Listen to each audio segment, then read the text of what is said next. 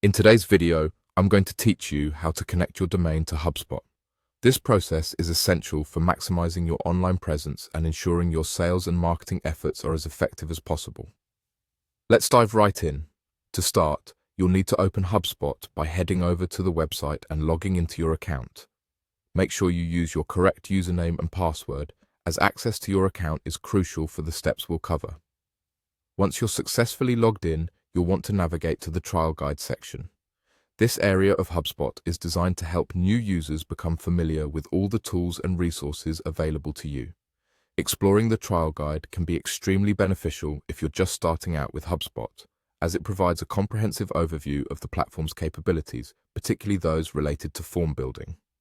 Now that you're on the homepage, let's locate the settings.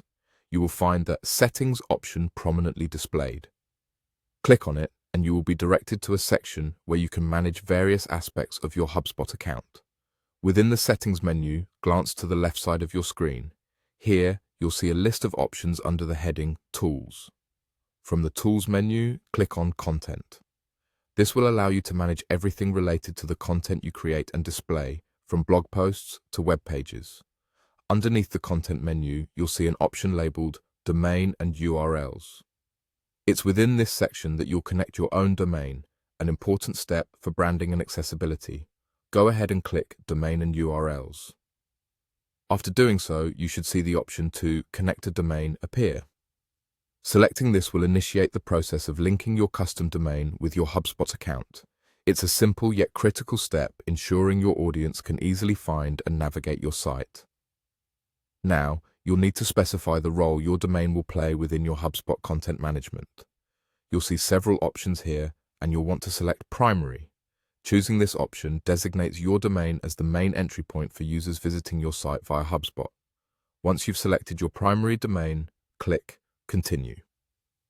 This action finalizes the process of connecting your domain to HubSpot, setting you up to begin managing your site effectively.